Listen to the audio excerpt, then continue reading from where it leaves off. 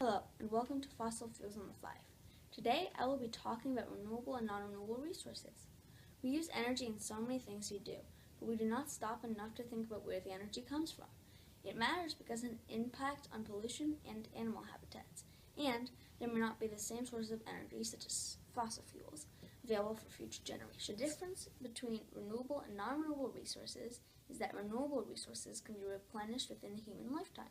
A non-renewable resource can't be replaced or remade within a human lifetime. There are multiple types of renewable and non-renewable resources. Non-renewable sources of energy are solar power, hydroelectric power, and wind power. Solar power uses sunlight as its source of energy. Hydroelectric power creates energy using water, and wind power creates energy using the wind. Some non-renewable sources of energy are coal, oil, and natural gases. Unfortunately, both non-renewable and renewable resources can be bad for the environment, although non-renewable resources are usually much worse.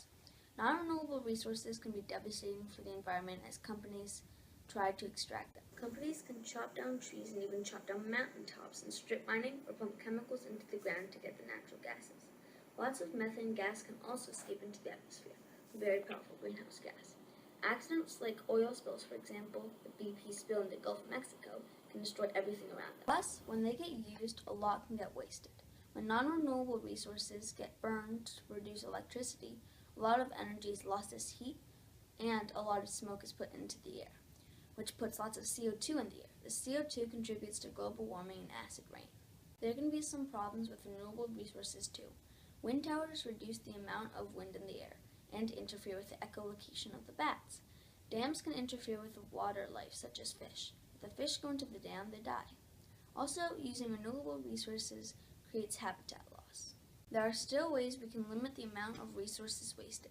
Sixth graders can help reduce the amount of resources used by playing games outside instead of using video games that need electricity.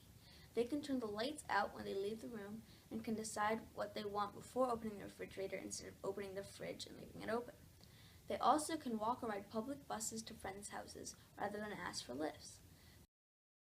This could be important to do because looking at Montgomery County's energy sources, 47% of energy comes from coal, 34% from nuclear, 14% from natural gases, and only 5% from renewable sources. Here's an example that should inspire us. The house at 5700 Massachusetts Avenue has 8 solar panels on its roof. It uses solar power to get energy. Thank you, and I hope you have learned about fossil fuels and will think wisely about your usage of energy.